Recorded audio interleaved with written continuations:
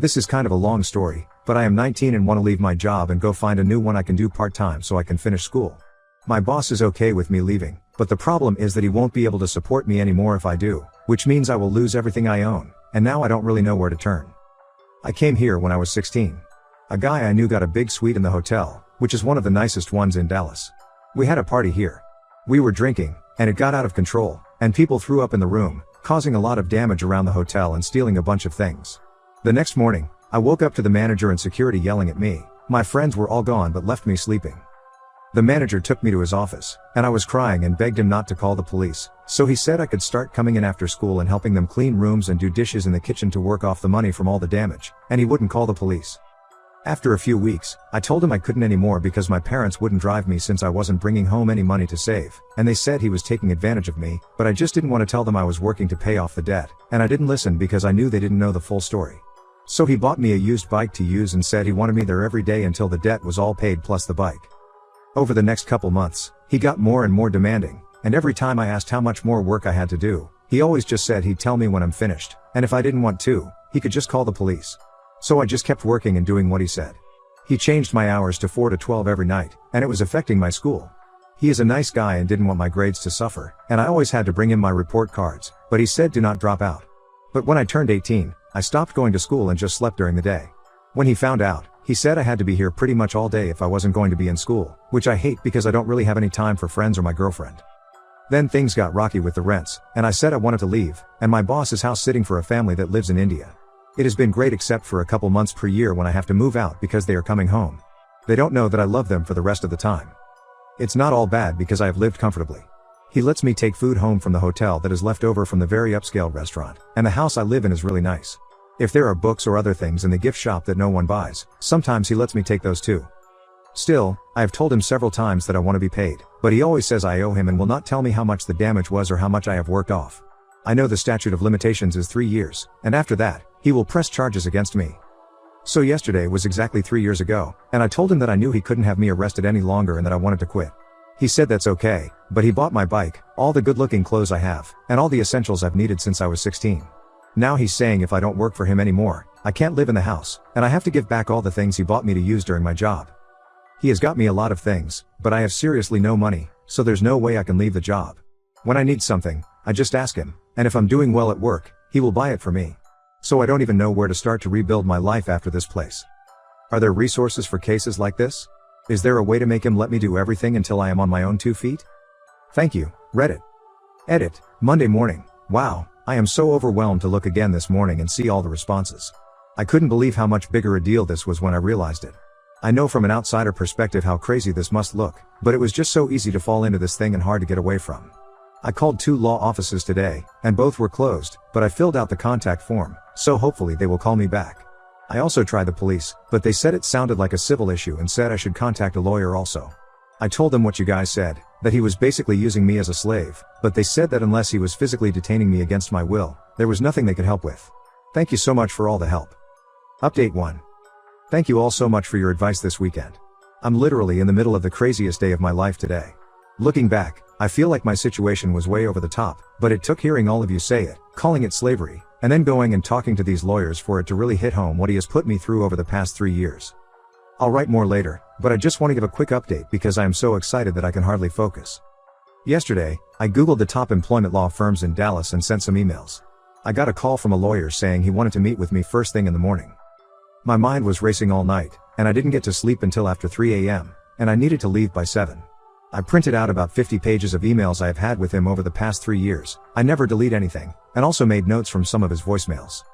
After about 5 minutes of talking to me this morning, he asked if it would be okay for some of the other lawyers he works with to join us, and I spent about 2 hours answering their questions and taking them through everything.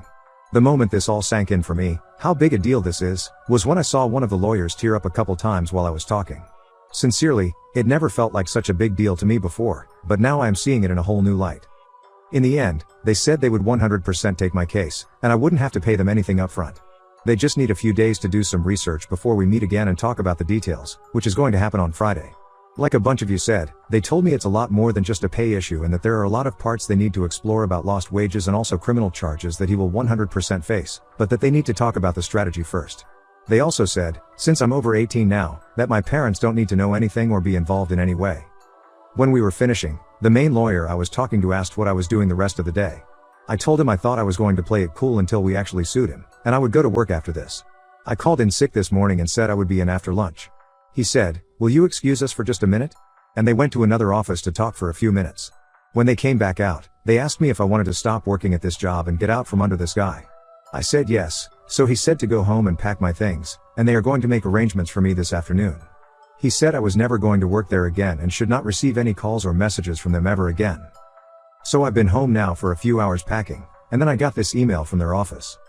I'm going to replace places and names with the word blank, so I don't dox myself. Hello. It was a pleasure meeting you this morning.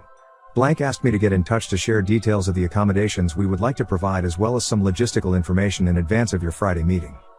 We've made a 30-day reservation for you at blank, which is closer to our offices. I've attached a copy of your reservation confirmation.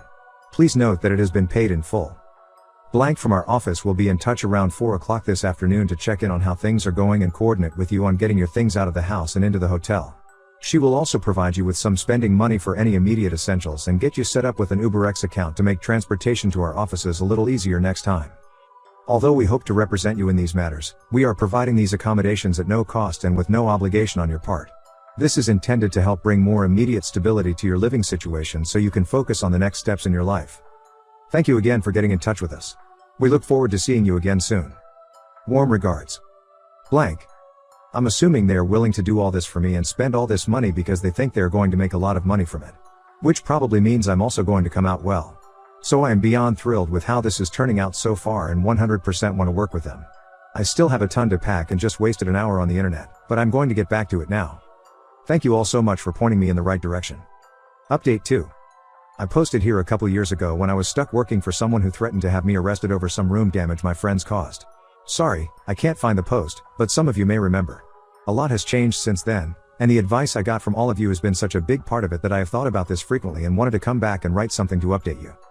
The firm I hired was the best thing I could ever have hoped for.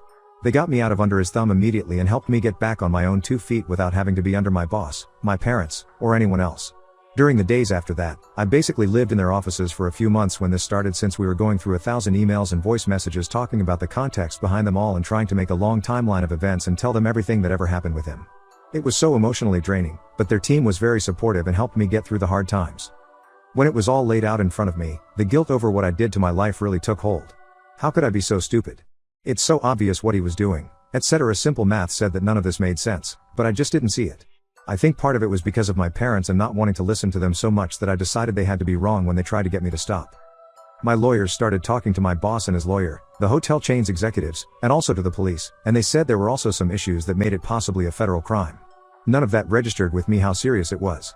But once that happened and I thought things were going to be okay, he came to the hotel I was staying in. Yes, he actually followed me from my lawyer's office one day, and that's how he found out where I was staying, and came to the door yelling at me about how he gave me everything and did everything for me and that this was going to ruin him and his family, and showing me pictures of his kids, who he said would starve without him to put food on the table, telling me I blew this all out of proportion and that my lawyers were going to bankrupt his family and put him in prison for life. They never said anything to me about that, and I didn't want his family to suffer so much, but he was also being really mean. He had never yelled at me like this before, and even though he never hurt me in the past, this time I was actually scared. I texted my lawyer to see what I should do, and they came immediately to the police, arrested him immediately, and got me a restraining order. A few days later, my mom and lawyer came over while I was taking a nap, woke me up, and told me he killed himself. I have never felt as bad as I did at that moment. It's a feeling I wouldn't wish on anyone. It was just a sick feeling in my stomach, and my whole body felt numb. I felt like it was a bad dream I could wake up from, except I couldn't. I had a mental breakdown and spent 2 months in the hospital thinking about all the things he said to me about his family and about me overblowing this, and it made me question everything again. My lawyers said they would handle as much of this as they could without me and just come to me when they had something important they needed my input for. My parents also came back in the picture and were very supportive, helping more than I ever expected. I asked my mom to bring a printout of all the comments from my first post, and that helped me a lot. I read over them every day, just to remind myself that what he did was not okay and that I was right to get help. The most apologetic person was someone from the hotel chain. They said it was a privately owned and managed hotel, so my boss didn't even work for them, but they still wanted to make sure I was okay. In the first comments, you guys were saying I should be owed at least $30,000. Well, the hotel chain itself paid me more than that just for agreeing that they were not responsible for what he did. Lawyers said it was a generous offer they didn't even have to make, and that the person I talked to genuinely felt sick over my situation and wanted to do the right thing. So they told me I should take it, and that there was a lot more coming from the franchisee, which actually owns dozens of hotels, but not all from this chain. The franchisee was very defensive at first, but a big turning point was when they realized that one of the managers who was over the hotels in Dallas was actually a guy I saw all the time and who my boss had told the story of me working there, and we talked about it once, and he told me he hoped I worked it off soon and wished me good luck.